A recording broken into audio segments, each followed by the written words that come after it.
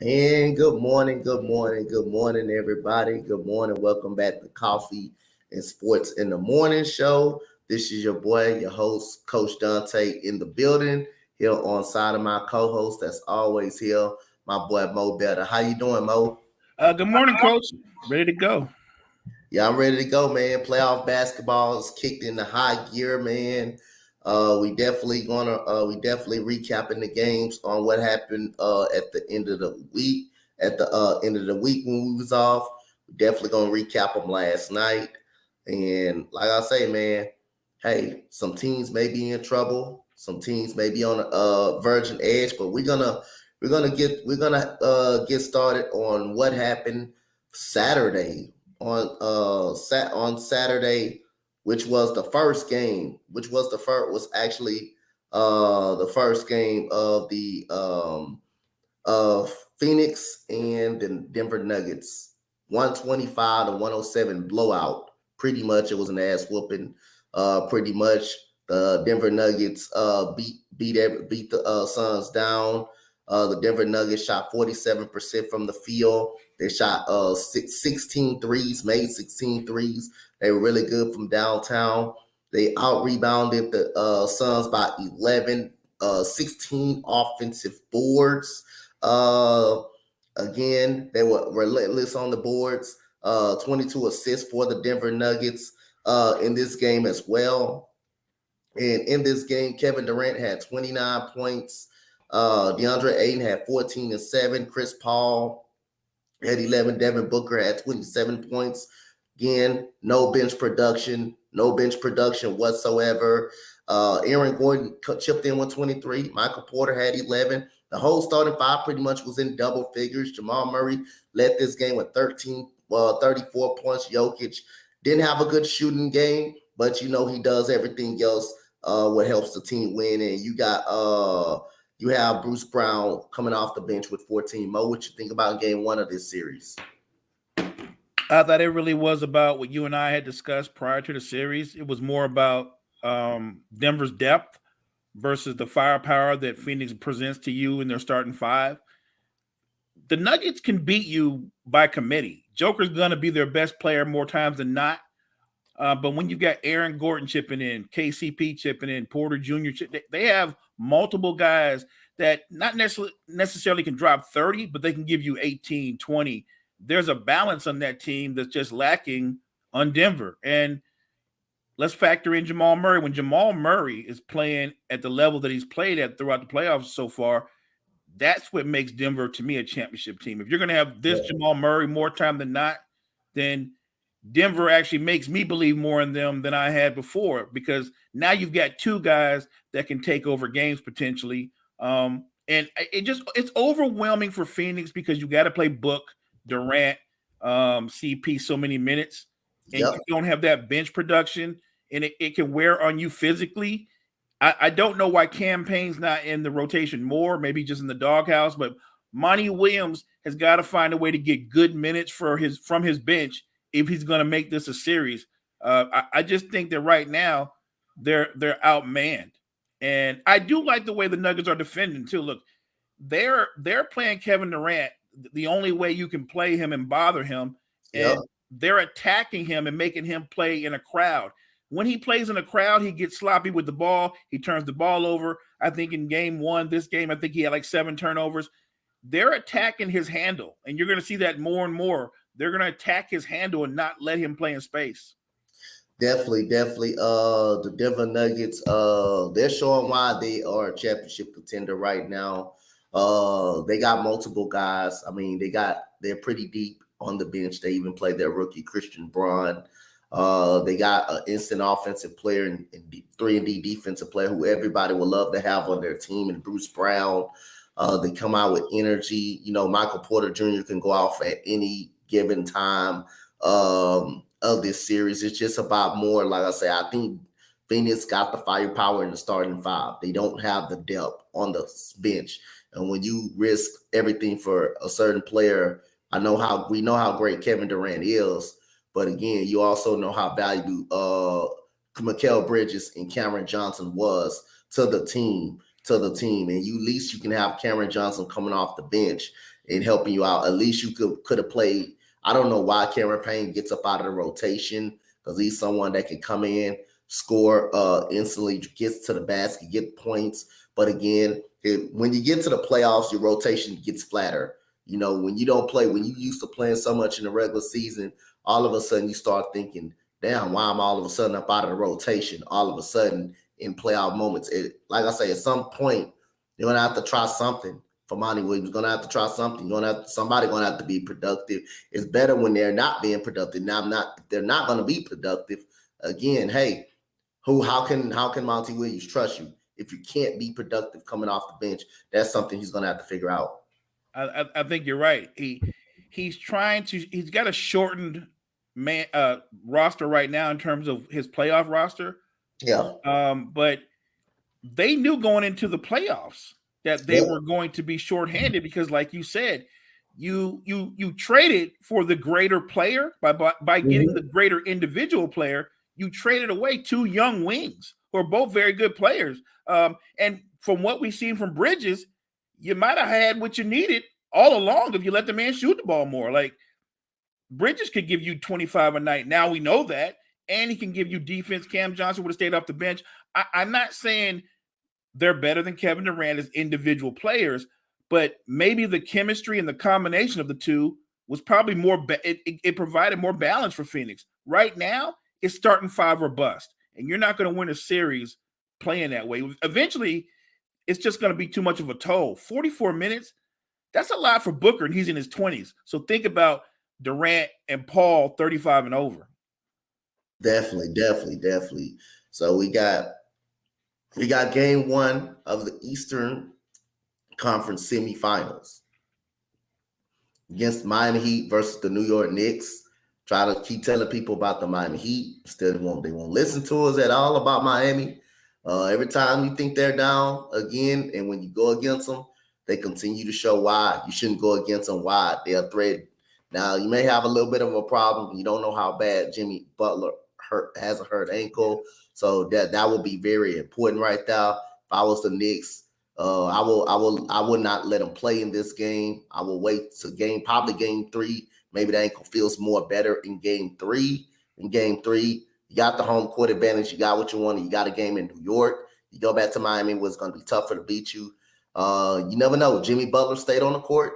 Stayed on the court. They didn't go after him at no time, so they gave that ankle a little bit. That was crazy. They gave that ankle a little bit of they didn't give him a little bit of issue. They didn't try to make him play defense on him. So he kind of got a break from now. But if he does play on here. But I don't think he needs to play in this game 2 at this moment.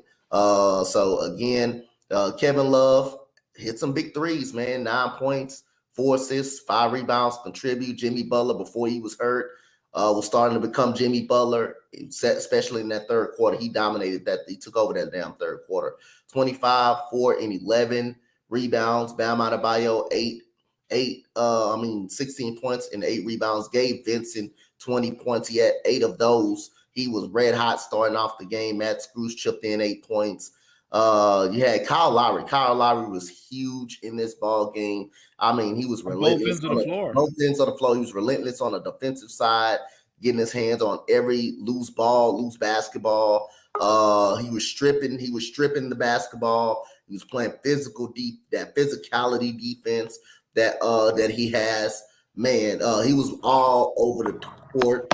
And the New York Knicks, Obi Toppin, solid game, 18 points in this game. Mitchell Robinson only had 7. He had 34 points. Jalen Brunson was 0 for 7 from the 3-point line, 25 points. 26 from RJ Barrett was pretty solid. Emmanuel Quickly wasn't good coming off the bench. The bench was kind of inexcusable for the bench, but again, you go back to the Miami Heat. Jalen Brunson had 25 points, but every point he got, he worked for it. I mean, I can deal with you getting 25 points on me a night as long as you working for it, you're working hard for them, and you're not getting comfortable shots. That's all that matters. And Miami made Jalen Brunson really uncomfortable. They knocked him out of his spots at a lot of times. He had to work for every shot. You got to give credit to Jimmy Butler, who started on him during the game, and Kyle Lowry was on him for most portion of the game. He made him work. This Miami Heat defense, made wasn't easy at all for the New York Knicks. It showed you because they played great defense. Because when you give up 101 points or 99 points, that told you something about the defensive side of the ball. You play some hell of a defense. So, Bo, what you got up on this game? Sooner or later, people are going to put some respect on Jimmy Butler's name. I'm just going to tell you. I'm not going to go crazy and say the Heat going to win it all. But what I will say is, don't be so quick to dismiss them. The Knicks did something really smart. They kept hedging Jimmy's way, but Jimmy's even smarter. He'll move the ball. He's not a selfish player. He didn't have 40 points, but he was still the best player in the game. He dominated the game in another way by being a decoy. He opened up the floor, and it allowed Gabe Vincent to get off. Kevin Love was so big, not just with his shooting, his rebounding, and his passing.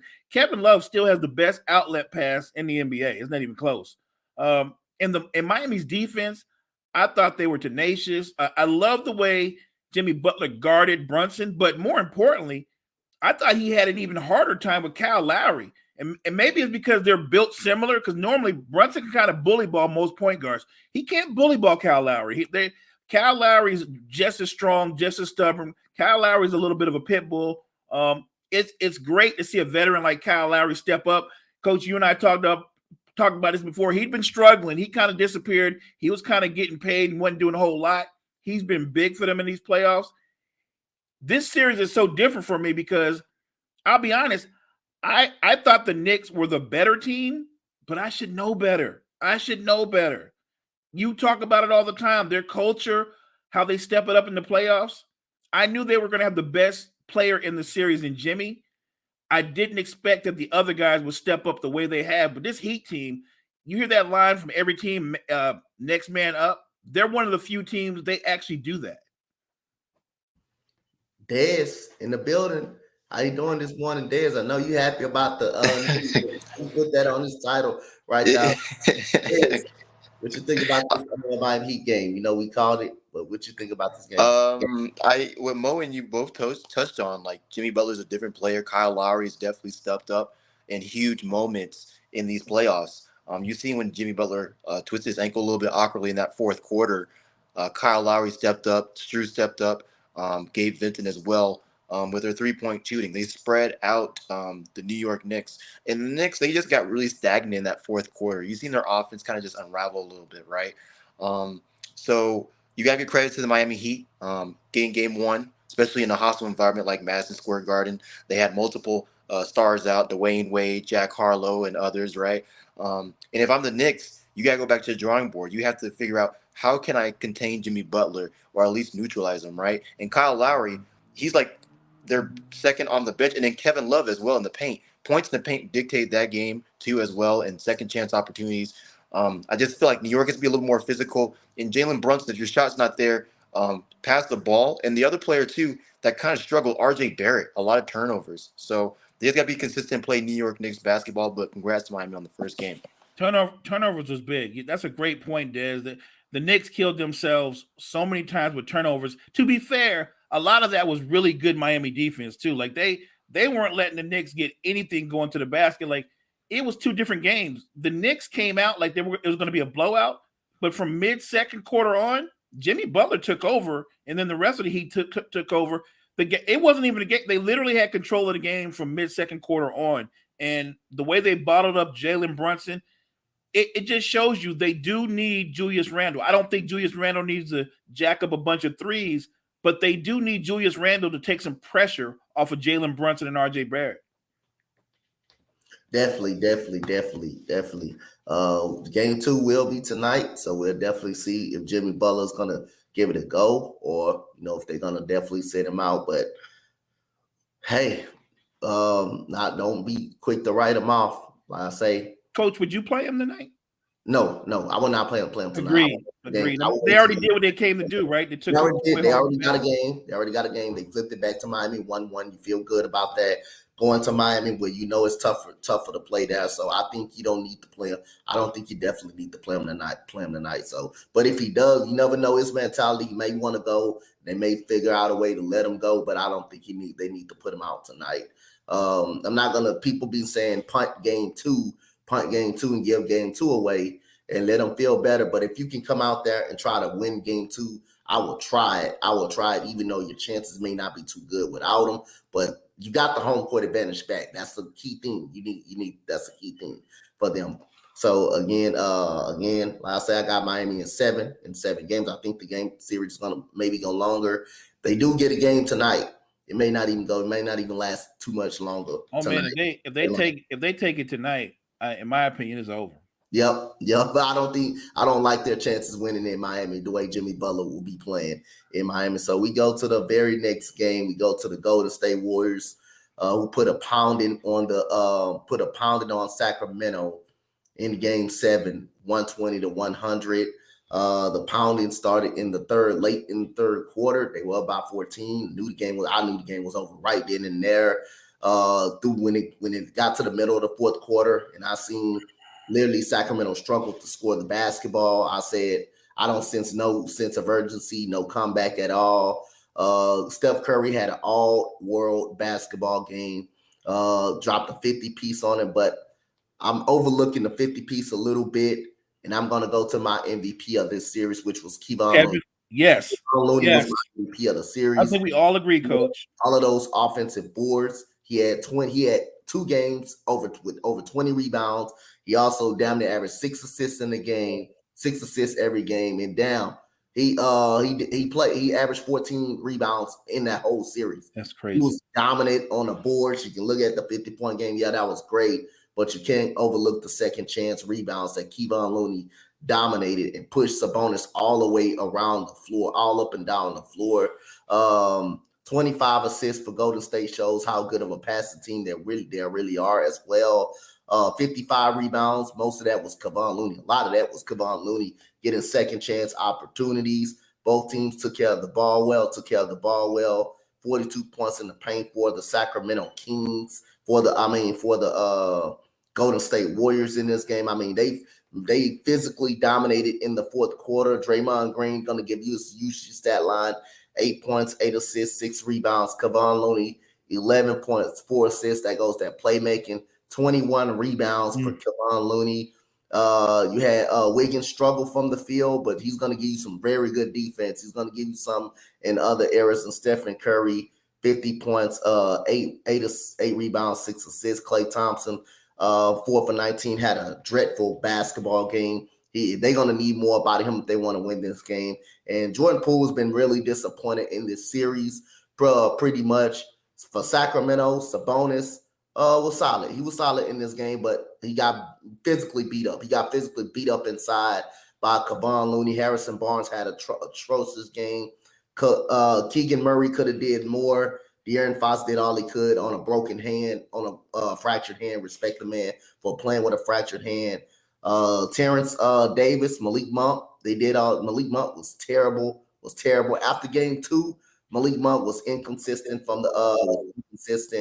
and you had Terrence Davis, who finally got some rotational minutes, 14 points. So Mo, what you thought about this game as a whole? So this was my favorite series of the first round by far. It was my favorite series. It was the most entertaining series. I think we all picked Golden State to win the series, and it turned out to be a great 7-game series. Steph scoring 50 points in the game 7. What can you say? It's an awesome, amazing performance, but it's the little things that people don't look at that don't shine as much.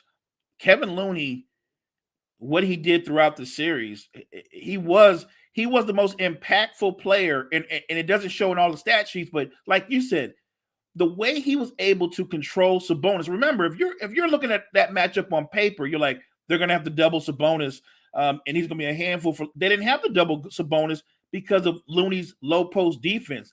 And the way he just physically, I thought he kind of like mauled Sabonis. Like he dominated the boards, and by him dominating the boards, he was able to turn around when everything was chaotic and play make for Steph, for Klay, for Wiggins. Kevon Looney was amazing. And look, he's been a very good, underrated low post defender throughout his run with Golden State. I was impressed with what De'Aaron Fox did. Doing what he did on that hand, he came to play for Game 7. They just needed more from their second and third best player. In the end, the Warriors' experience and execution took over. You called it, Coach. From the third quarter on, they basically just snatched their hearts out. You could tell Sacramento kind of just gave in. They accepted their fate from late third quarter on. I think the Kings can learn from this. They might really need to consider, do they need another guy to put alongside Fox? I don't know if Sabonis can be your second best player. He might be better off being your third best player, just because of how his game is. In the end, I'm not taking nothing away. Great season for Sacramento. They should get all the credit in the world. Remember, you're losing in 7 games to the defending champs. That's not nothing. That matters. And maybe this is one of those learning lessons that makes them better coming back next year. But I'm gonna give the Warriors, Steve Kerr and company, credit for just showing you what championship pedigree like that can do in a Game 7. Dez, what you got? I gotta agree with Mo and you on both takes, Coach, as well. Because I mean, we covered the game, and after that third quarter, you kind of see Sacramento just like spiral out of control, turnovers. Malik Monk not really consistent. Sabonis getting pushed around by Kevon Looney, which you gotta give credit to. He kind of helped spark that Warriors offense, I think, with getting extra possessions, extra rebounds, to help. Look for open guys like Steph Curry, Klay Thompson, and others to get involved. Jordan Poole, for the Warriors I think Steph Curry was even happy with him after the game. You seen like a thing with altercation with him and Steph Curry saying, "Hey, you didn't do your job today," So I just feel that Sacramento, they like Mo said, they can learn from this. They can get better at this. Sabonis, I don't think is their second best player. I agree with Mo. They need to get another player to go with De'Aaron Fox, because you just see Sabonis just kind of quit in a couple games, even though he had like a bruised eye. He wasn't physical in the paint, as he was with the Pacers. He wasn't as physical as the second best player. So I just think Sacramento can learn from this. Mike Brown, Coach of the Year, credit, right? De'Aaron Fox, definitely a learning curve. But you got to give credit where it's due. And Golden State's moving on, and it's going to be a good matchup with the Lakers tonight. Yeah, definitely. Nothing wrong with losing in 7 to Golden State, to a team, like I said, that's been there, that's done that, that's been through a lot of adversity throughout these four championships. We forgot they've been down 3-1 before against the Oklahoma City Thunder and Kevin Durant and Russell Westbrook. They was able to fight through that. They was able to win 3 straight. They've been down against my Rockets before. They've been down against that series. They fought through that, came back and won. They came back and won that series. They've been down Boston, Eastern in the finals, came back, able to win that. So this is a team that's got the experience, that's been down before. When you had to put it online, you're definitely going to trust Golden State to fight through adversity, no matter how much you think you can beat them, how much you think you can go through this team, how much you think they're vulnerable. They're going to try to find a way, and that's scary. They have to go up against a team like that.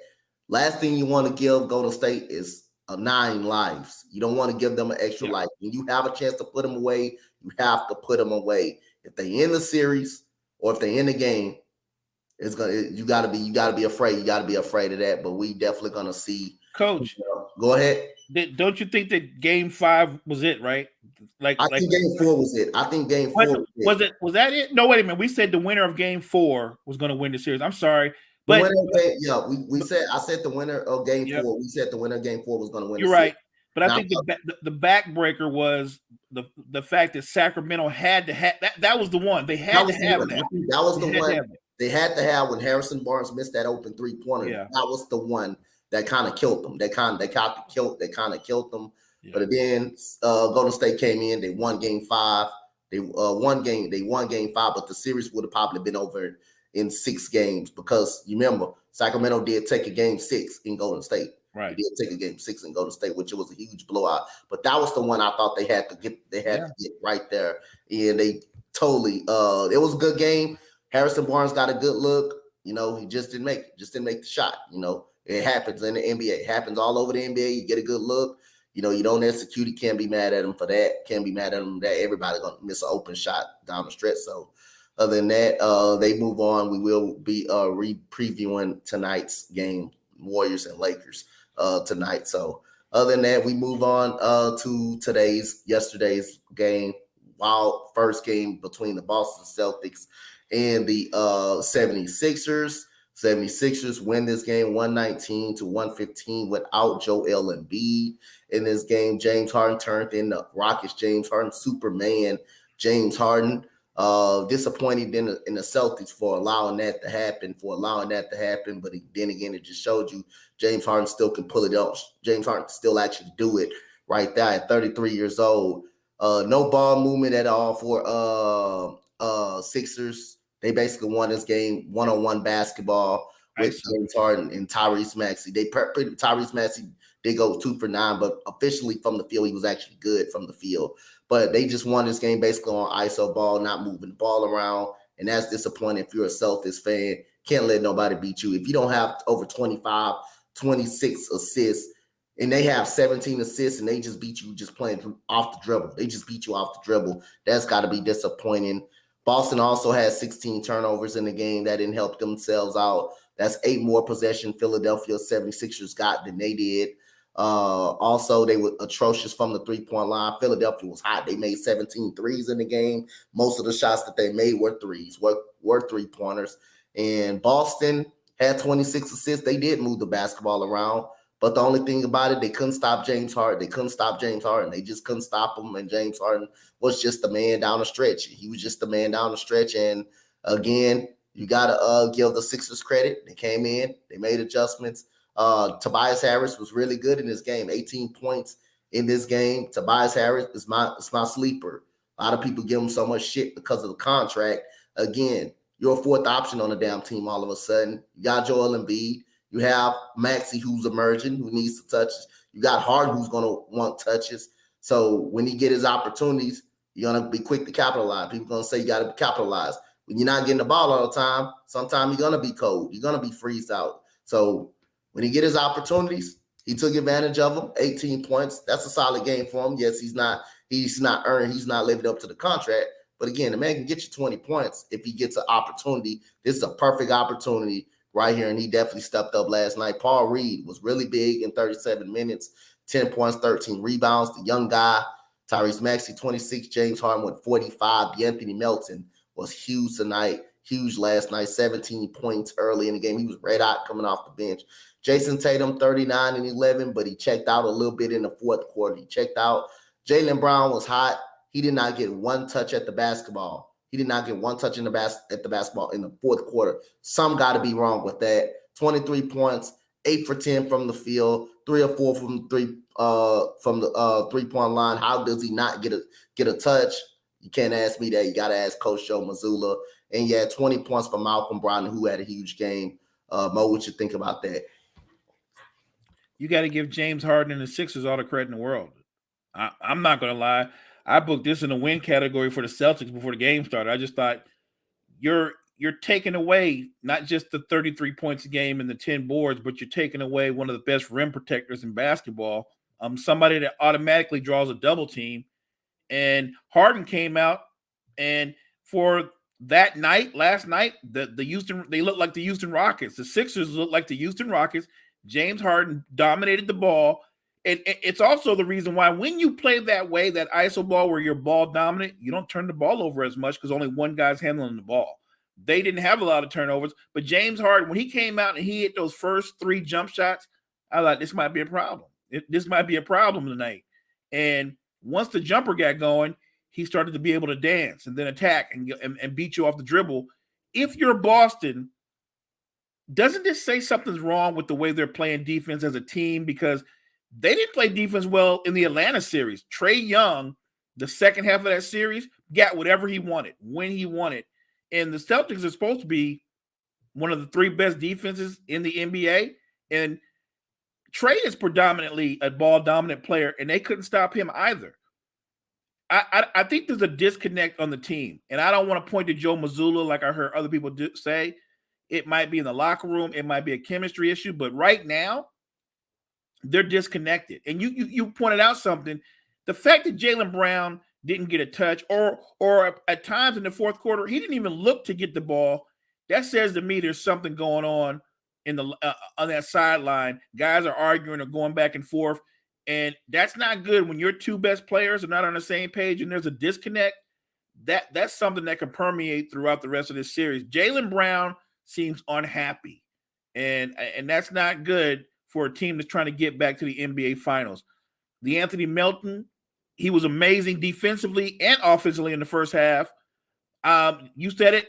Tobias Harris, when he gets an opportunity, is a productive player, point blank. And he shot well last night. I thought he rebounded well. The Sixers did an all-man on deck, and they stood up, and they just pulled out a great game that I didn't see coming.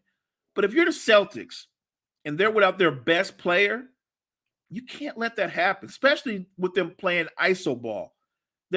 There's something, and like Charles Barkley said, the fact that the Sixers barely shot any free throws, that means the Celtics weren't even being physical. They weren't even getting fouls because they were playing such soft defense.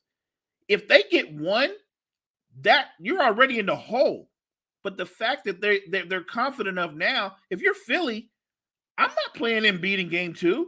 I said that last night. I said the same thing last night. Yes. Yeah, there's no need to. You want to preserve him and get the best version of him for games 3 and 4. But I'm not playing him. We already took away home court advantage, and the way they took it, who's to say Harden can't drop another 40 bomb on him? The way the Celtics are playing defense. So, if I'm Boston, I hate to say this, and it's not prisoner moment. I really mean it.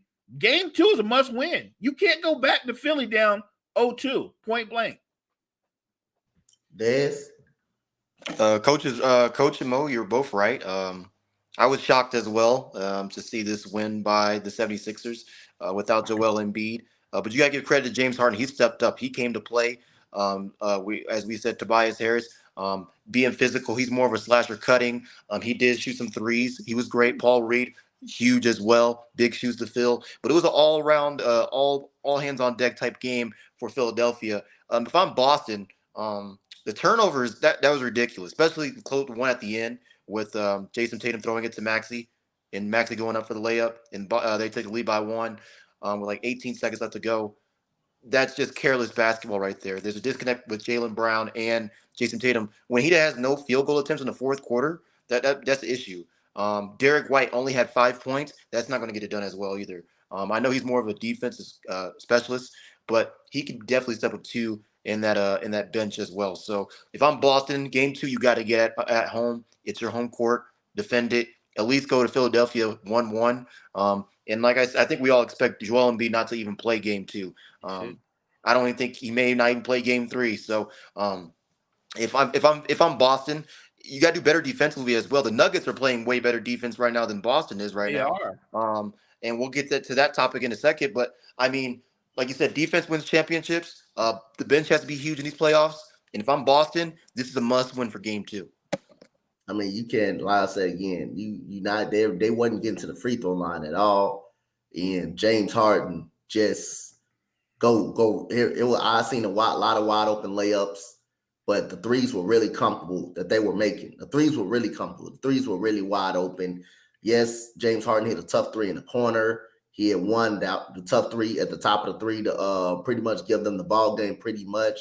But again, the guy's already in the damn rhythm throughout the first quarter. He was in the rhythm. So now you send the ball going into the basket like that, you're like, damn, he can make any shot. And that was a shot that he made at the top of the 3. When a person get the rhythm, that you can tell what type of night it was going to be when he started off. When he started off 4 for 4 from downtown, you can tell what when a person is hot. But other than that, if I'm, like I said, I've been saying all night, if I'm the Sixers, I'm not playing Joel Embiid.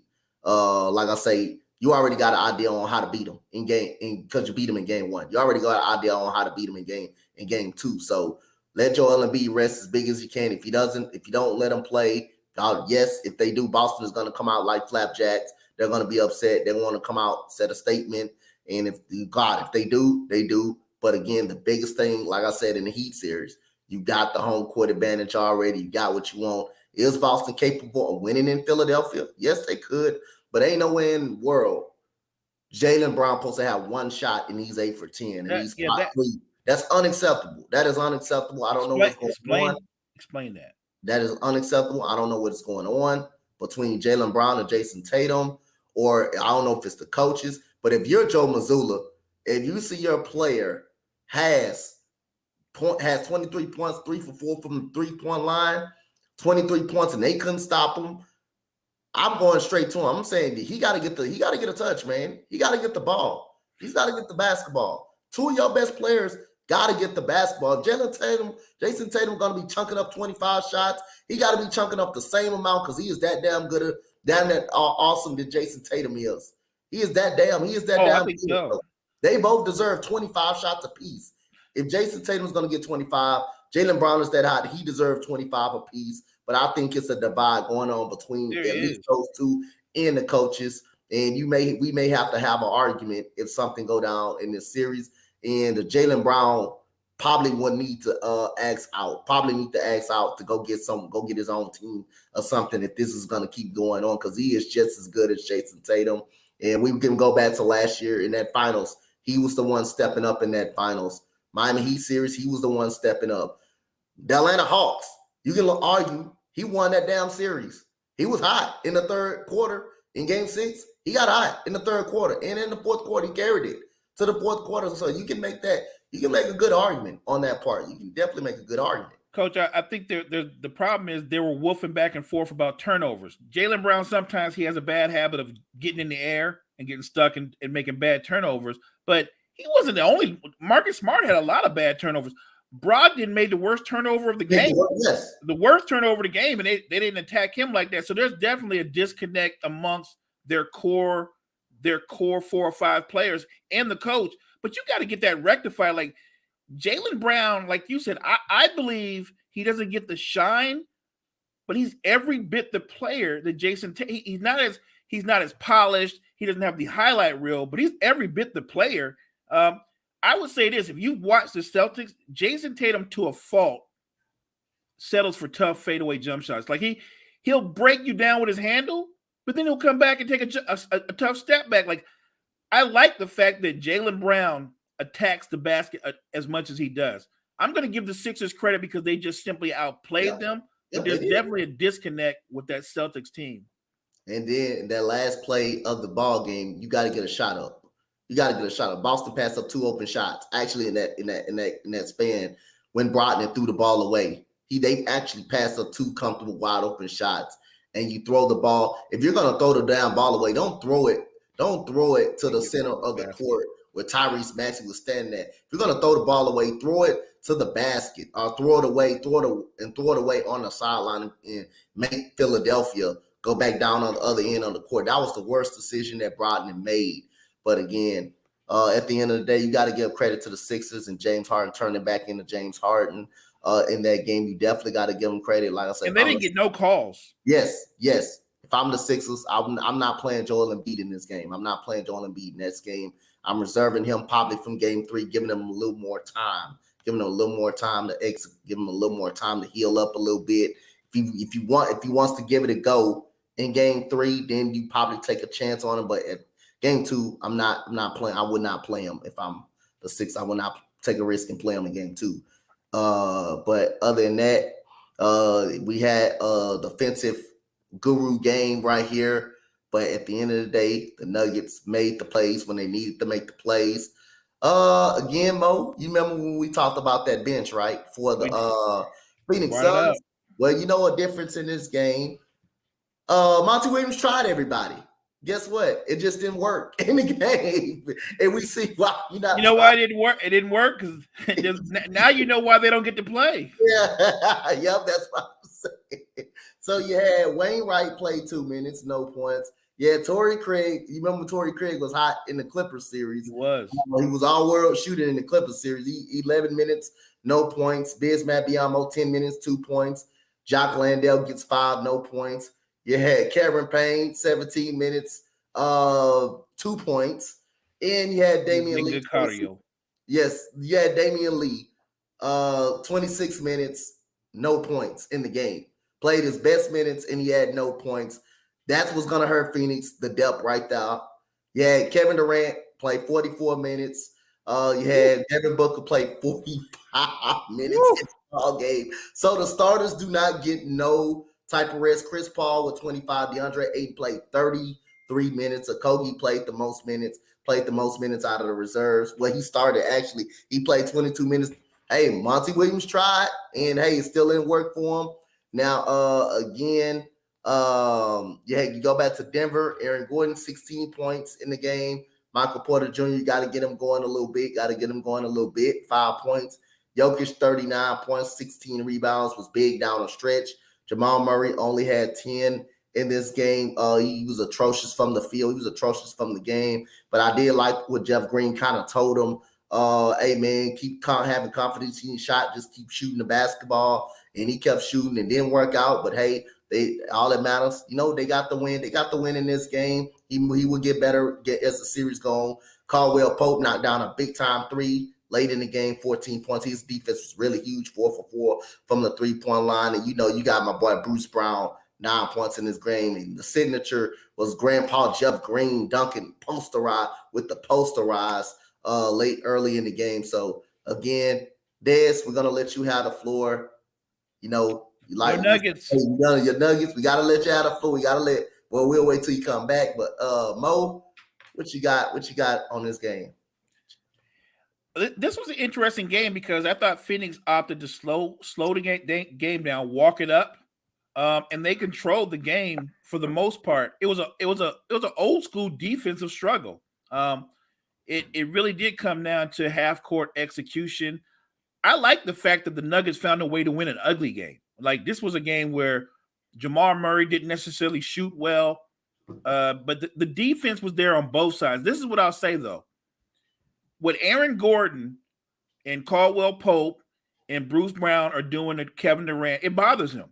They're beating him to his spots, and they're making him play in traffic. He does not play well in traffic.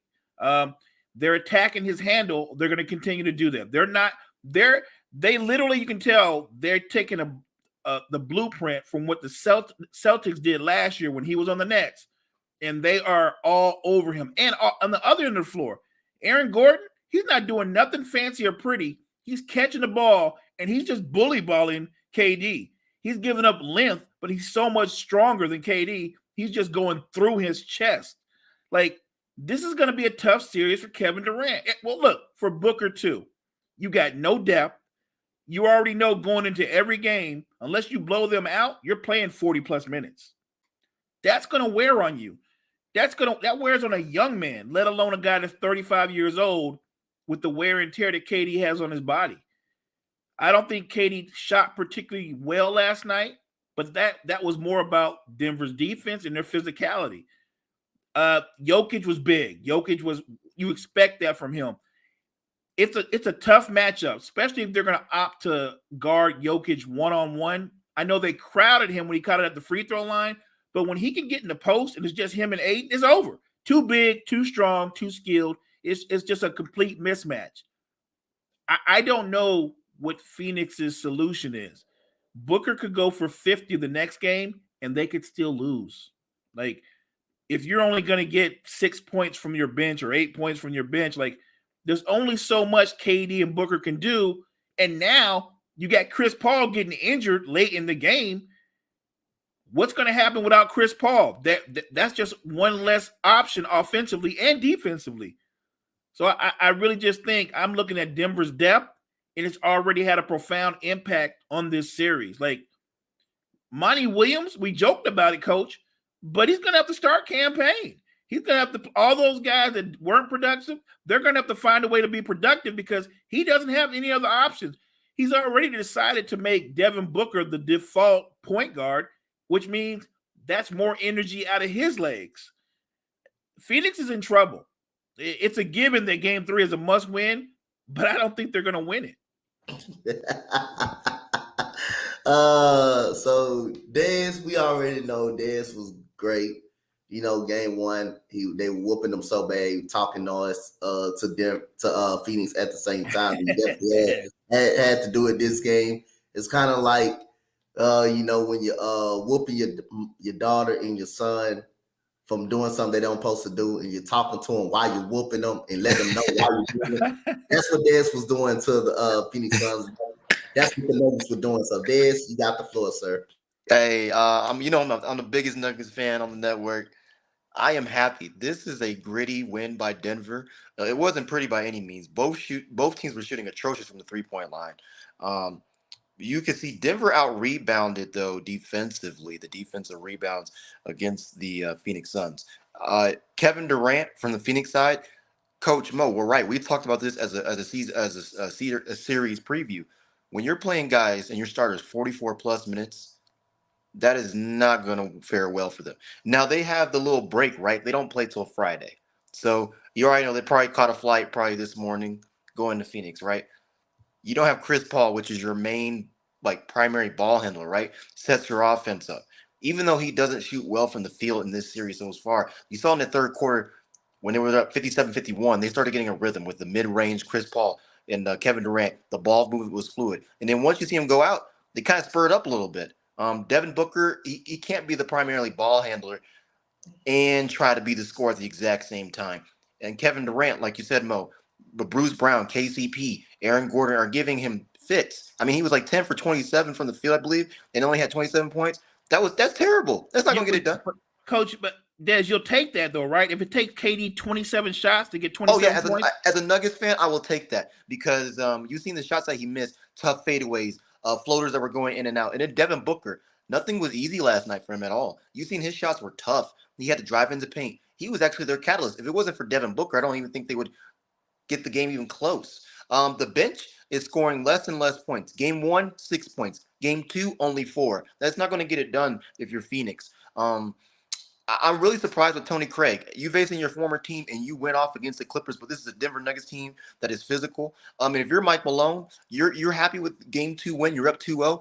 But like Jokic said, they're not satisfied. They already know what they need to do.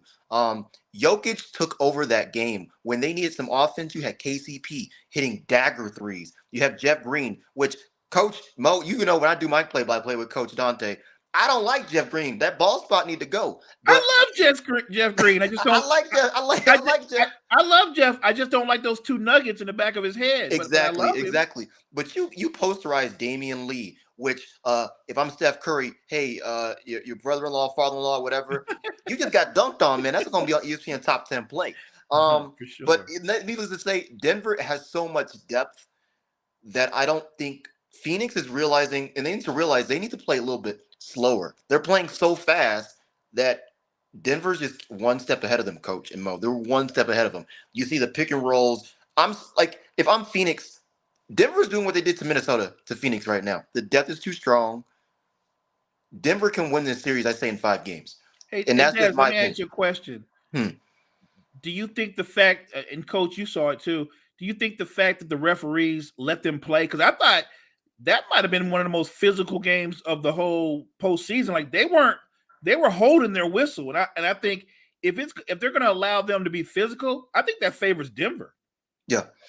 It favors Denver. I think it does, Coach Mo, because Denver is a real physical team. They are a real physical team. KCP, Bruce Brown, especially physical. Aaron Gordon. You just have so many weapons that are so physical, and they don't back down. This team is not old either. Like, this team is fairly young. They have some veterans, Bruce Brown, KCP, but even then, like Michael Porter, he didn't really step up last night. He didn't really get a lot of touches. Jamal Murray struggled from the field. He made that good key like mid-ranger when they were getting up in that fourth quarter, but he wasn't even going. So for Denver not even to have Jamal Murray going or Michael Porter Jr. going and still pull out a win, and Nikola Jokic 39 points, 16 rebounds, that's huge. That's huge. And you've seen it after the game when he pointed to his wife, that ring finger. He wants that ring. I don't care he doesn't win MVP. I'll have Joel Embiid win that MVP. The thing for Denver, I think the fans itself, one, the respect. Denver wants that respect, but they want that championship. They want that championship, and they're playing gritty defense. They're playing, I think, the best defense by Brown. KCP. And you can tell, remember we talked about this before the series. I said they're going to be bothered. They're going to get frustrated. You saw Booker start shoving people. He's getting mad because cats are getting up in him. Even though he put up numbers, he didn't like the fact that Bruce Brown, KCP, they're getting up in his body. Right. KD was whining for calls because he doesn't like being touched. He doesn't like being touched. It bothers him when you bump him off his spot. He's a great player, but he's a finesse player that can't play in traffic. if I'm Phoenix right now, if I'm a Phoenix fan, as a Nuggets fan, from my perspective, Denver has this. If you win one out of the 2 games in Phoenix, I am happy as a Nuggets fan. I think every Nuggets fan will like that. It would be nice to be a sweep because Stephen A said Phoenix needs to pray. Monty Williams is trying everything in his power right now. And if I'm Devin Booker, where the hell is your bench at? Kevin Durant, you can't be shooting all these dang shots. You'll take that, but look what you got out of it, a loss. And Devin Booker, I like him as a player, but when he does these press conferences, he kind of like, he's nonchalant. He's like, oh, we're down 2-0. We're in a great position. You're not in a great position. You're down 2 games already. How is that a great position? And then Kevin Durant, like, oh, we think you make better shots. You need to make better shots. Make the extra pass. Be aggressive. But like you said, Coach Mo, playing 45 plus minutes. They're going to be playing every single game. I can't blame you. You got to take shots. You got to take shots. But Coach, they're so tired. They're so tired. If you ain't going to do nothing, hey, you got no choice. What you expect me to do? I'm going to go upstairs. Chunk up every shot my bench. If I'm getting no 2 points on my bench, right. What the hell you want me to do? What the hell you want me to do? In 2 games alone, they only got in 2 games alone with their bench, they only got 6 points. Yeah. If I'm Damian Lee, if I'm Tony Craig, even the guy that got Biyombo, be physical. Be physical. And DeAndre, you just got bullied. You're getting bullied by Nikola Jokic. It's not even funny. He's getting bullied. Now he has the toughest matchup, though. He has the toughest matchup. But Phoenix, I don't know. There's no answer for it. There's no answer for it. But Devin Booker, you don't have a third option on the goddamn team. Oh because no, DeAndre Ayton is out of it because of Jokic is putting them away. But then again, you got. If you look at these bench numbers again, they're not good. You got coming off the bench. Wainwright giving you no points. Torrey Craig playing 11 minutes, giving you no points. Bismack Biyombo only giving you 2. Jock Landale giving you no points. Cameron Payne, who fell up out of the damn rotation, which is I thought that was a mistake by Monty Williams. Now you ruin the damn man confidence. He don't play. He don't know when he's gonna play. He got 2 points. Damian Lee played 26 minutes, no points. So how the hell we supposed to win with these guys getting 2 points and Josh Okogie only giving me 2 in 22 minutes? Kevin Durant and Devin Booker down there playing over 90 minutes. That's correct. 90 minutes combined. I'm going to be exhausted. I'm going to be frustrated. And I got no choice. I got to take chances. I got to take 27 shots if I'm Kevin Durant. I got to take 29 shots if I'm Devin Booker because my goddamn bench can't get the damn job done. And we out here fighting hard and exhausted. And you know what messed up Phoenix, Coach? Yep. That trade. I know, and Mo, Coach I think already touched on that. Yep. Yeah. That messed it up because that was Mo. I think we both touched on it too. I think we all did. That was Mo. You hit on the key. You said that was a Hail Mary play to cover up their defense with some offense, and now it's exposed. You got spanked in game 1. In game 2, you didn't even get close to 100 points. 87 points. Denver was 3 points away from another 100. So, and what they had in place before the trade, I think they could have competed with Denver at least a little bit better than what they're doing now because the pieces that they lost and the pieces that they gained, it's not even close. So Denver, I'm a Nuggets fan. I'm happy. They already know what they got to do. Friday, we're gonna see that game. If I'm Phoenix, the only thing that saves you is you get 2 days of rest, barely, to get your legs under you. So, and Chris Paul, Monty Williams said he doesn't even know. So we'll see with Chris Paul because if Chris Paul is not in this series, yeah. I'm sorry, Dad. If it is a groin, he ain't coming back. He ain't coming back. He done. Yeah, he ain't coming back. So if I'm Chris Paul, don't force it either because when KCP got that rebound, you just seen Chris Paul just limping gradually. By the way, that was a man rebound. Yeah, he just got bullied. And Denver's more physical. I like I said, Coach, and Mo, I'll call it like I see it. I'll see Denver and I'll see the Lakers in the Western Conference Finals. And Coach Freddie and I will do a play-by-play. You know, right, but the Lakers got to get through Golden State, though. They got to get through Golden State. So I'm a Denver fan. I'm happy about it. I'm happy about it. Nikola Jokic wants that ring. He doesn't want the MVP. He wants that ring. Oh, yeah. Yeah, I'm playing, again, Kevin Durant, them. It's got to be frustrating for them. They like, damn, I can't sit on the bench. I got to play every minute of this ball game because the bench is so goddamn bad. But he tried. Monty Williams tried. We said it earlier. We've been saying it. Their depth was going to hurt them, and this is the series that's going to hurt them. And he tried. Just nobody else. They're not good on the bench. They're just not good at all coming off the bench. But we'll definitely see what happened, what will happen in game number 3. We'll definitely see what happened on that part of that. So we move on to the next topic. And this is an interesting topic because Mo brought it up in the group chat. So I'm gonna come to you first, Mo. What are you ranking? Like I say, you're not. I don't know where you're gonna rank him at all-time players, but at his position, point guard, what are you ranking Steph Curry of all time as a point guard? He's in my top 3. I maybe he's even 2. Look, I'm biased. Don't ask a Laker fan who's the greatest point guard of all time. I'm gonna tell you Magic Johnson. He's the greatest point guard of all time. Yeah, and I'm gonna stick with that. It's nothing against Steph. It's nothing against Steph's a great player, all-time great player, greatest shooter ever, a champion, MVPs, every accolade you can throw on top of a player. Steph Curry has earned it. But I'm gonna stick with Magic Johnson as the greatest point guard ever. If you want to talk about Steph being number 2, I can entertain that, but I'm biased in what I saw and what I know, so I'm going to stick with Magic Johnson as my number 1. But I just was warranting the idea because everybody was so excited and in awe of what he did in Game 7, and he gets a lot of credit for that. He should, but I'm always trying to tell people to pause. It was a Game 7, and it does matter because it decided the series, but it was a Game 7 in the first round of the playoffs. It wasn't a conference final. It wasn't an NBA finals. It was the first round. So a great game, well-deserved accolades, but I'm not changing where I see him in terms of who's the greatest point guard of all time. I definitely agree with you. I got Magic Johnson at number 1. I think he's the greatest point guard of all time, greatest point guard I ever seen. And you got to argue, you can put Curry at number 2 of all time of great point guards if you want that. But Magic Johnson was the reason why the Lakers are the Showtime Lakers. His passing ability, that hook shot was devastating when he got into the post. 6'9" point guard, made everybody, wasn't that much of a shooter, but he was really good distributing the ball and running them Showtime Lakers. A big part of the reason why they won those championships. So, and he could score when needed. He can score. He's not going to drop 40, but the man averaged 19 points for his career. Yeah. Like he could score when needed. Like if you needed him to play in the post, he could play in the post. Like the great thing about Magic is he's the point guard, but he can play all 5 positions. Yep, definitely can. So, Des, where you got Steph Curry ranked all-time point guards, just point guards, period? Who do you have? I'd say he's in my top 5. He's in my top 5. That performance, and not just that performance against the Sacramento Kings, but just you seen his career. He's changed the game from a 3-point line stance.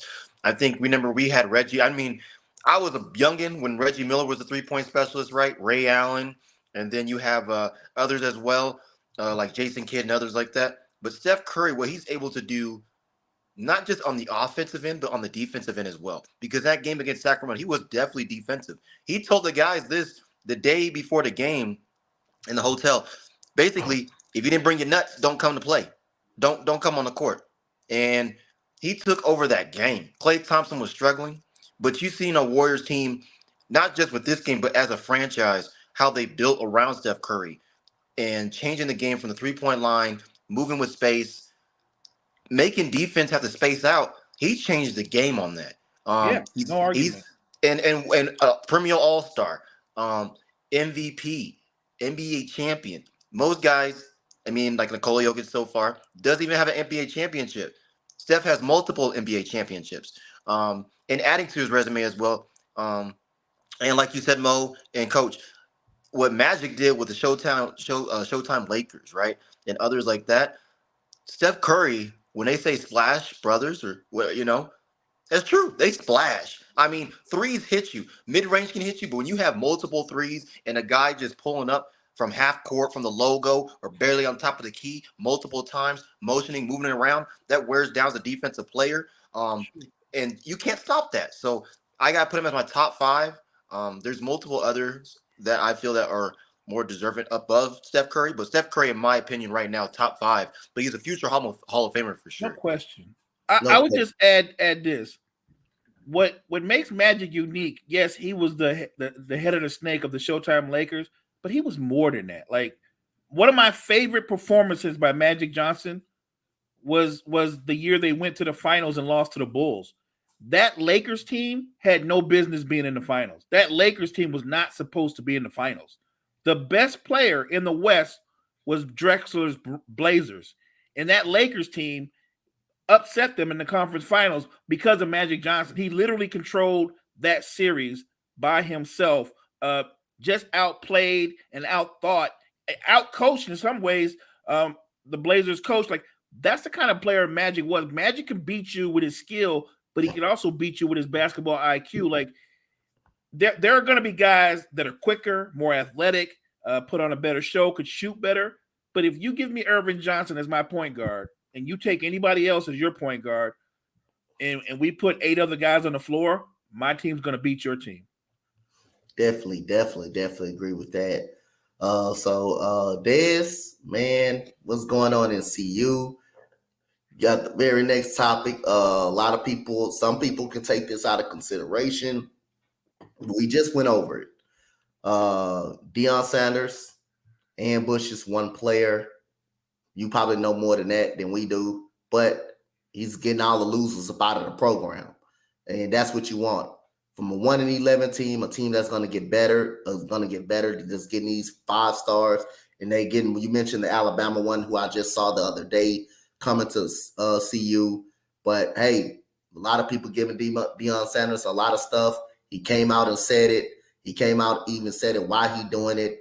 But the key, you got to get all the losers up out of there. If you were part of that 1-11 team, you don't want them now. You're a loser. I don't want nobody that wants to show no signs of losing. I don't want nobody that don't want to work. And that's kind of like I am too as a coach. If you're not here to work or bust your ass or play hard, then you don't need to be on this team. So Des, I'll let you elaborate. You go ahead and cook first.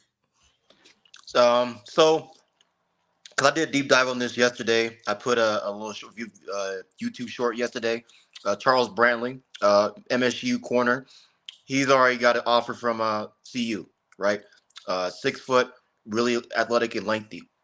With the players that are leaving and they're speaking out on Coach Prime, the record's straight. He told these kids day one when he got here, I am bringing my Louis. Some of y'all ain't going to be here. If y'all ain't producing, y'all don't follow the rules, y'all ain't in the classroom, in the books, yes ma'am, no sir, there's going to be some change.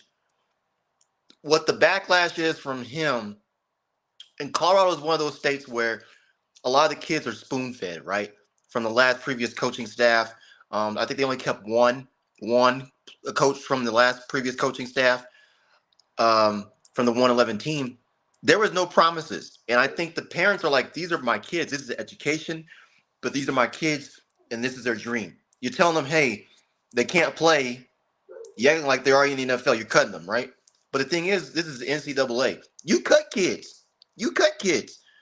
If you're not producing, the one kid that spoke out, hey, I need my film, that was practice film. It's not a game film. You practiced, but you didn't even make it on the game field. So why are you speaking on it now? Because you have no place to go. The kids are going in the transfer portal. He told them, if you want to go in the portal, you go in the portal. The first group that left before the spring game, they quit. They did their thing, right? The one that's getting offers from Auburn, I forgot the name. He's a wide receiver. That was the only wide receiver that was actually good from that 1-11 team that went in the transfer portal, I think, right after the spring game. Some of those guys use the spring game as a springboard to get offers from different schools, right? And Deion Sanders and Shedeur Sanders definitely spoke up on that. Why use that as a springboard when you know what I'm saying? You're trying to just, if you wanted to go from the jump, you could have left. But now you see Deion Sanders just getting these dogs. I mean, he's got dogs from Alabama, Tennessee. He just got an offensive lineman from Florida, a big 6 foot, 300-pound offensive lineman. He wants to win. He wants to bring that tradition back to CU. They had alumni dinner, I think about 2 weeks ago before the spring game.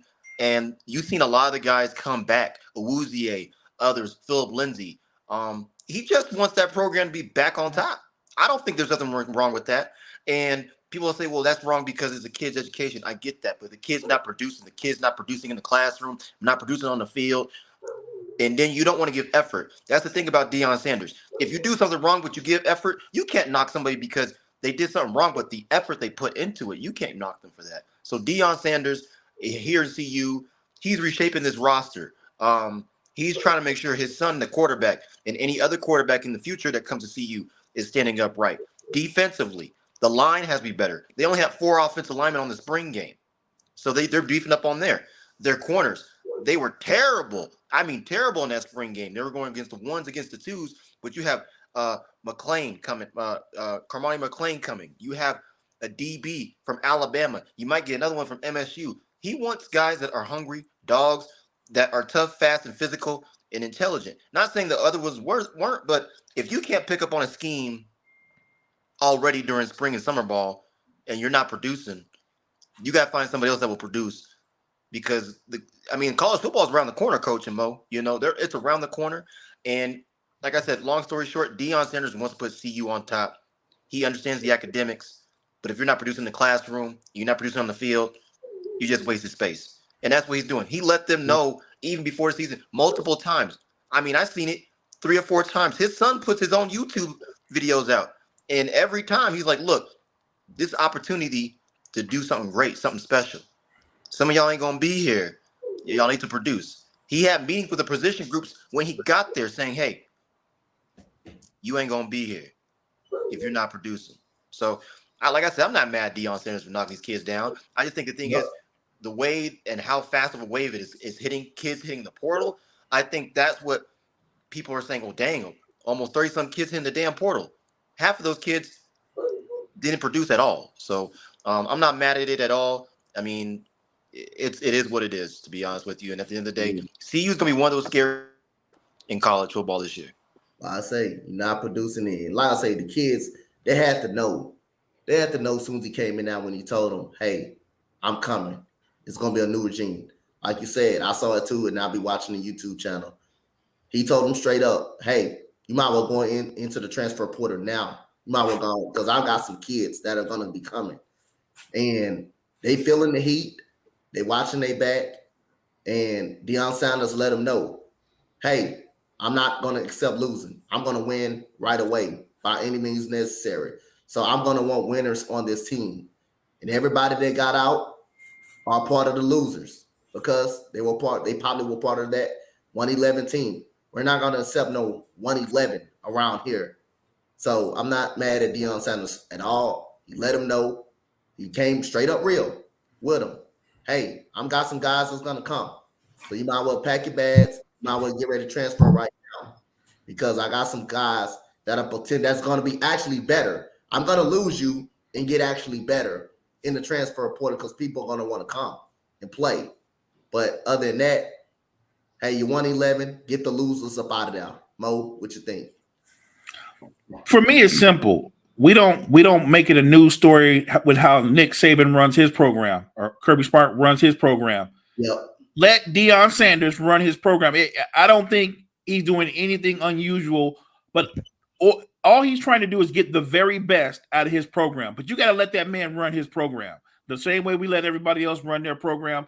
I think it's funny how they make every move he makes or the things that are going on. It's a national news story. It's not a story. It's a coach putting together the kind of team that he wants to put together. If you was partner of a 1-11 team, I don't want you on my team any damn way. Clearly, you don't know how to win, so you can't help me out.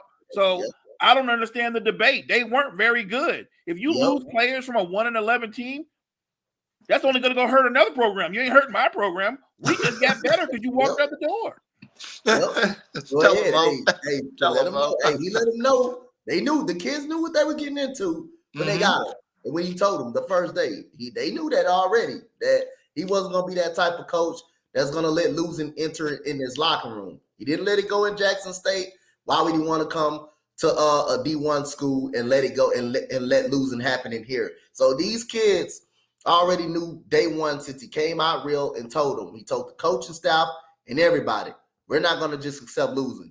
Now, if you're a part of that 111 team, I'm going to go and get you up out of here and get somebody better. Go and get somebody better. I'm going to win right now. But like I say, when a big name like Coach Deion Sanders comes up and anybody transfer, they're going to make a big deal up out of it. It's going to be on the wide news, and they're going to think it's a problem. And they're going to think he's the problem. And really, he's not the problem. The players are going to be the problem. The players don't want to do good in the classrooms. The players don't want to give effort on the field. The players don't want to bring up good habits. They don't want to practice. So again, would I let them go? Hell yeah, I'll let them go. And Hey, I Coach, just can I touch on something? go ahead. Go ahead. This, I don't mean to interrupt. Coach Sanders is so like he's lenient because we all know in college, okay, parties, right? CU is one of the biggest party colleges, right, in the nation. They go all out. When it was spring break, and even he says this, he says, I have practices on Tuesdays. Tuesdays. Because he's like, I was a college kid. I understand when you party on the weekend, you need Monday to recover, right? Especially you get back in the classroom, whatever. His practice schedules are like it's lenient, but at the same time, that facility is top notch. It is top notch for the line. This dude already got new uniforms. They ain't even revealed them yet. He got new uniforms, gave these kids everything you could think of. The thing is that the kids got to produce. The student has to produce. He's not making. They're making him a man. They're making him a man, and he does that. You look at the NFL draft this season, and the unrestricted free agents that got signed that played under Deion Sanders. Multiple guys. I think everybody in that prime. You know that prime thing that he did with Amazon Prime with Jackson State. I saw that.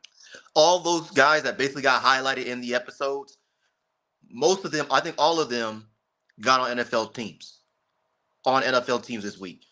Deion Sanders, he's not doing anything bad. Like I said, we all said, he's getting the right guys, and that's what he's doing. People saying, "Oh, well, why is Colorado always in the mix?" Look what they're doing. Their coaching staff coach and Mo is legit. You got Sean Lewis. They got some offensive linemen as well. They just transferred from Kent State that already know his system. You already have MSU players about to come. You had 2 Florida State players. You had a Tennessee player, and then you got 2 Alabama players coming. He's just getting dogs, and you can't knock him for that. And like I said, they got a top-notch facility. They got top-notch coaching staff. They got top-notch school that cares about their academics and plays no games. And think about it, CU wasn't one of those teams where, not teams, but just programs where they would open up the transfer portal. That's what stopped CU last year from being a good team. They try to do it, but their athletic director didn't do it. He pulled the trigger with Deion Sanders, and see, look what they happened now. They have a flood of students leaving, a flood of students coming. And then, like I said, it's that the kids that are leaving are the kids from the 111. They only got about like 10 or 12 of them from that 111 team still on that team. So Coach Prime and his coaching staff know who talent is. They know what's up. You know who shows out, and I'm not surprised by any means of this. Like I said, don't be surprised seeing CU being one like a top 25 team, top 15 team, at least get to a bowl game this year because they're getting dogs. They were close to getting number 1 recruits and stuff like that. And it's not about the money. Everybody calls about the NIL deals, but Deion Sanders and that prime effect is real here in Colorado. It is real. They want to play with the guy that play in the highest heights. Hall of Famer. If I was a student, I would go to Colorado anyway. Yep. So we're gonna go to the last topic of this, but we're gonna talk about our team. So we are gonna talk about the winners and losers of the draft. But Mo, your 49ers, how did you think they did in the draft? What did you like?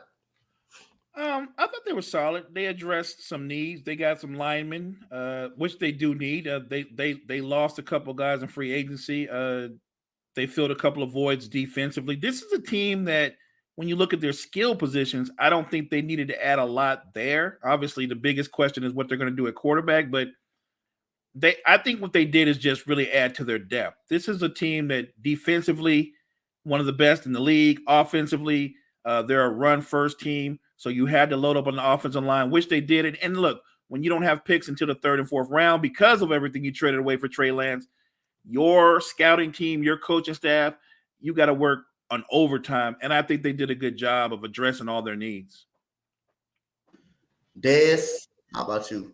Hey, Mo, your team did good on the draft. They definitely tooled up for the future as well. My Broncos, I am happy. Sean Payton, I give him an A. I think this is the best draft, I think, since Von Miller. And I know I'm a Bronco fan. And the reason why I say that because look what he did. Denzel Mims, my good Mims. Mims as a player, Marvin Mims, as a player, you get him, you just put your whole wide receiver core, especially that back half, KJ Hamler, Montreal Washington. There's others I can name in that wide receiver room. Besides Tim Patrick, Jerry Jeudy, and Cortland Sutton, That puts somebody on notice. Guy has 4.4 speed, can be a kick returner. Sean Payton has an eye for talent. He's like a scout, you know. And then we trade up in the draft again in the third round to get a corner from Iowa. I never even heard of Riley Moss. Riley Moss Great, is good. He's great. great. He's a good corner. And I think a reporter out here said, "Well, because he's white, is that a stereotype? Because not a lot of Caucasian corners." He said, "No, he's going to play corner. He's going to play corner. That takes pressure off Pat Surtain on that side, and then it puts Mathis on notice as well. Coach Payton is not playing. And then you think about it, the linebacker they got from Arkansas. He was a finalist for being one of the best linebackers in the college football last year. Quiet name. He reminds me of Luke Kuechly. Physical. That puts Justin Strnad, Jewell, that linebacker core on notice because this guy can cover. He could cover tight ends a little bit. Then we got the freaking this is one I like. The safety from Boise. Oh my God. JL Skinner, hard hitting.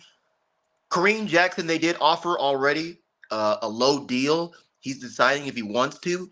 If I'm him, I would take the damn deal because I don't think you're going to get a deal anywhere else in this part of your career.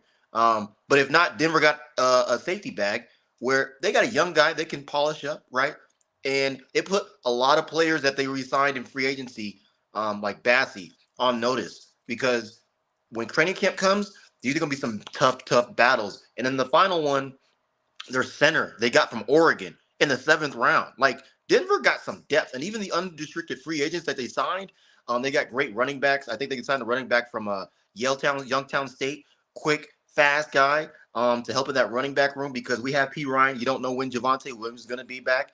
But I think Sean Payton, you got to give him at least an A- to a B because he not only added depth, he was aggressive in the draft.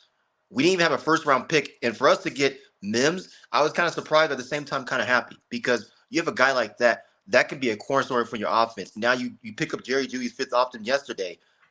Denver will be a scary team and a lot of guys are on the bubble that you thought were not on the bubble that are on the bubble. So Sean Payton's adding competition, he's adding depth, and Denver, the Broncos, they're putting pieces together. So I think it's a good, solid draft. I'm excited when training camp happens because I just want to ready to see these battles.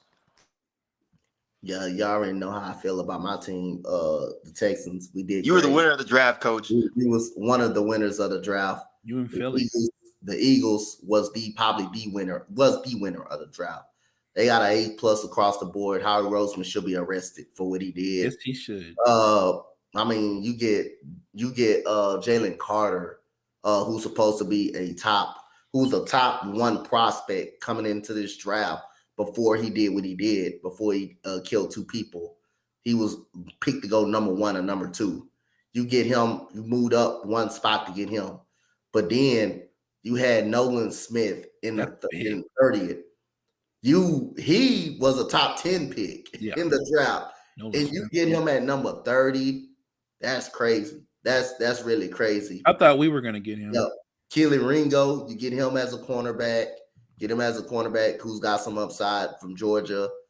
Also, you trade for DeAndre Swift, trade from him, and you trade him for a box of cereal. You got him for a box of cereal. Actually. Hey, Coach, it's a reunion of the Georgian Bulldogs. That's all it is. The Philadelphia Bulldogs. Yep, that's all it is. And Howie Roseman should be arrested for what he did for robbery, for highway robbery. So, again, Philadelphia won this draft by far. Seattle had a good draft. Seattle had a pretty good draft as well. The Colts was really good in the draft. But other than that, hey, also got some steals in the late rounds, people that shouldn't be on the board. But other than that, again, Philadelphia, won the draft. They actually won the draft with a higher grade than my Texans. So my Texans are one of the winners, but Philadelphia is the winner of the absolute draft, if you want to be technical with that. But other than that, man, shout out to everybody that came to the channel. We talked about Deion Sanders, but we're going to go over one more thing, and we're going to go over tonight's game. We're going to preview tonight's slate of games. Okay. And tonight we got game 2, Miami versus the New York Knicks. New York Knicks take game 1 by 7 points. We don't know the status of Jimmy Butler as of right now, but Mo, who you got in game 2, assuming if Jimmy Butler does not play. We don't know yet. But the pick could change, assuming if he does. But if they do hold him out, just go, Craig. Just go. Who win this game? It's a must win. The Knicks have to win. No Jimmy Butler. This is a must win.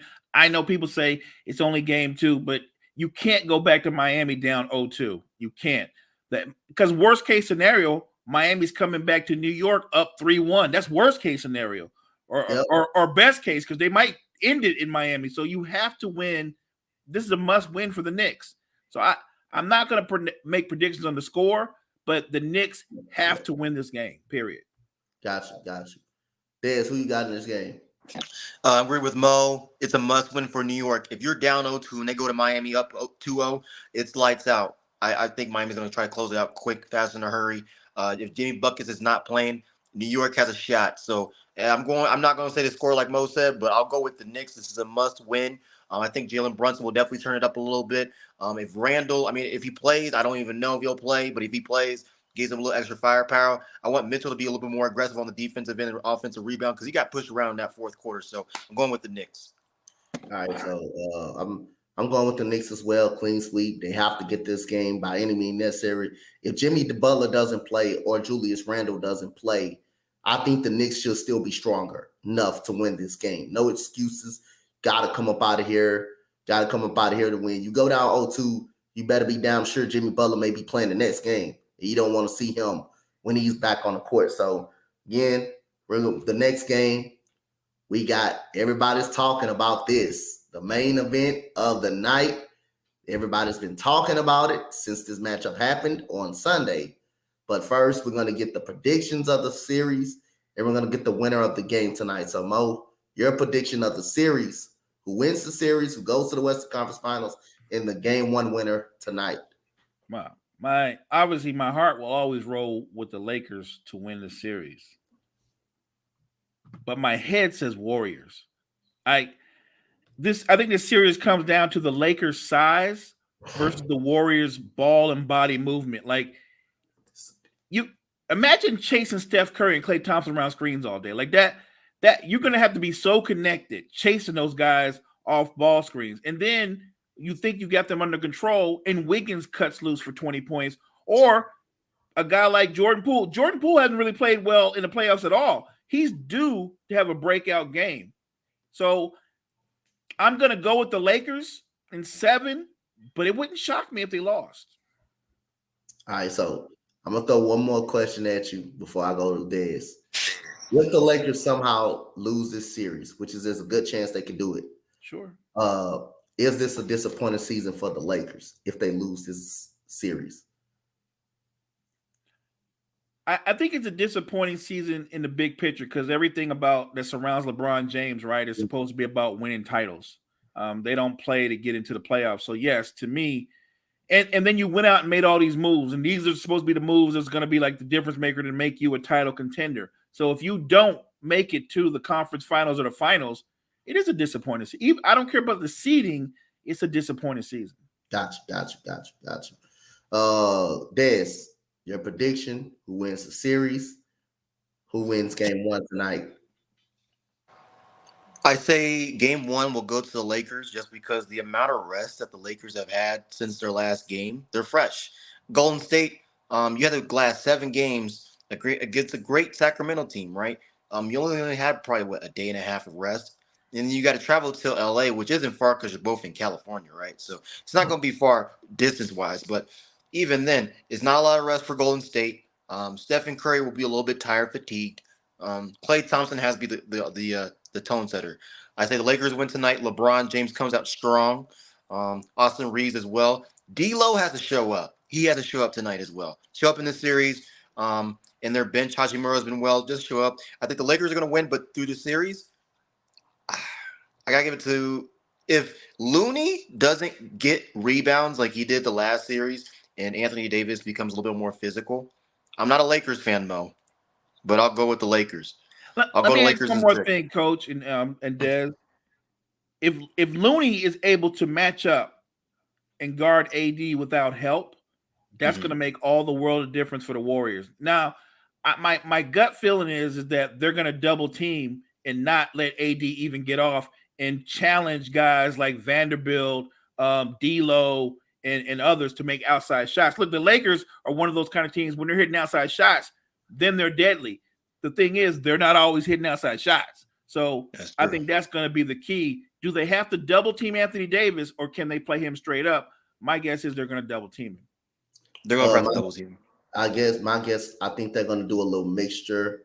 I think Kevon Looney is big enough. I think he's strong enough, upper body size. But do I think he can guard him one-on-one? I don't think he could. I think it's going to be a mixture. Some plays we will guard him one-on-one. He's the same. Probably he's 6'9". Anthony Davis, what he is, about 7 foot almost. But as long as Kevon Looney, Anthony Davis will also help Kevon Looney guard him because he settles for so many jump shots. He also helps a person guard him as well. So I think you're going to see a mixture of doubling and playing one-on-one ball. But long as every shot tough for Kevon Looney, if he wants to shut up there and shoot them fadeaways on that face-up jump shot, I'll let him shoot that all day long. If he can make it every time, I'm okay. Then you got to tip your hand. But goodness, if he's not being aggressive going to the rim and doing that, I'll be happy with that, and that's only going to help the Warriors with that right there. So my prediction: Game 1 got the Lakers tonight, but the series I'm going for the Warriors in the series. It's just I can't go against the Warriors all of a sudden. I can't do it. I done seen it too many times. No. When they fought through adversity, when you think you got the upper hand again. And they got the championship pedigree, 4 titles. Curry, Klay Thompson, yes, he's struggling, but he's due for a game.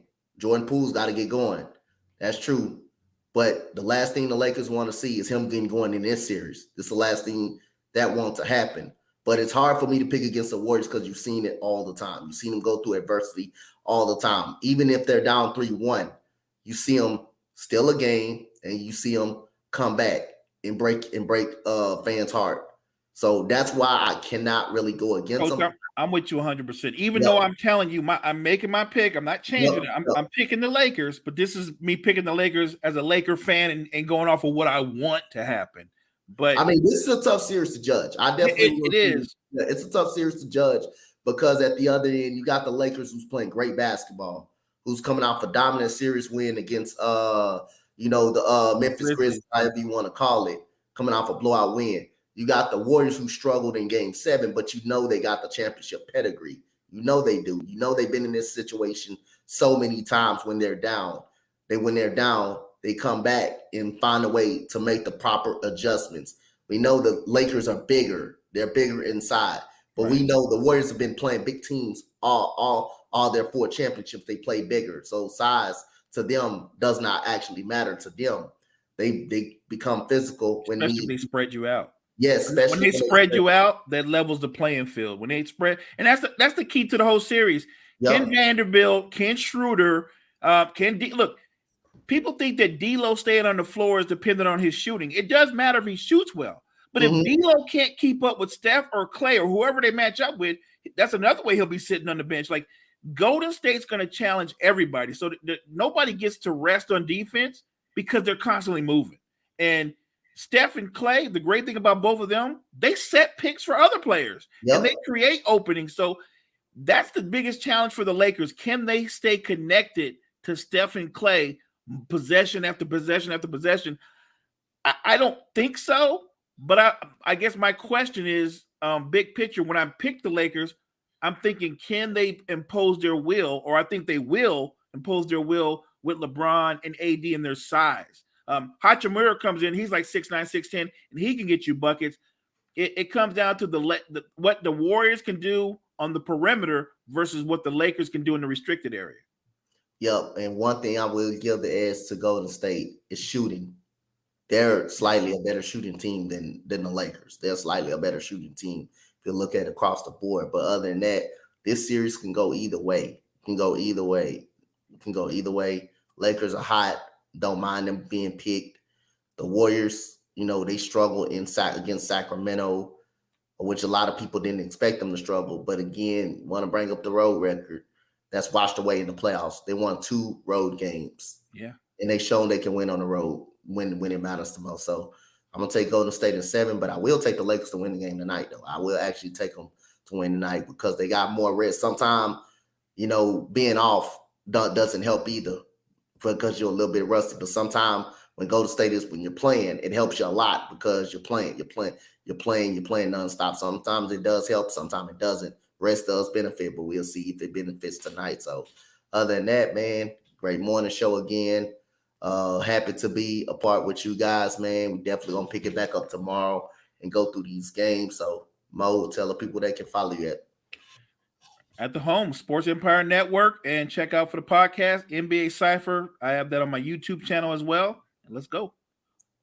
Yes, tell the people they can follow you at. Sports Empire Network, Facebook, Instagram, Desmond 2015-234. I got Snapchat as well. And then I just started a YouTube channel as well, which I'll put a link for the next episode so everybody can follow. And I do play-by-plays with Coach Dante as well, so definitely check me out. Yeah, y'all know where y'all can check me out. No introduction from me. Y'all gonna be able to find me tonight. Easily, both games y'all gonna be able to find me tonight. So other than that, as for Coach Dante, my 2 co-hosts, Mo and Des, we'll see y'all later tonight. Miami Heat versus New York Knicks, Lakers versus Golden State Warriors. We'll see y'all later tonight.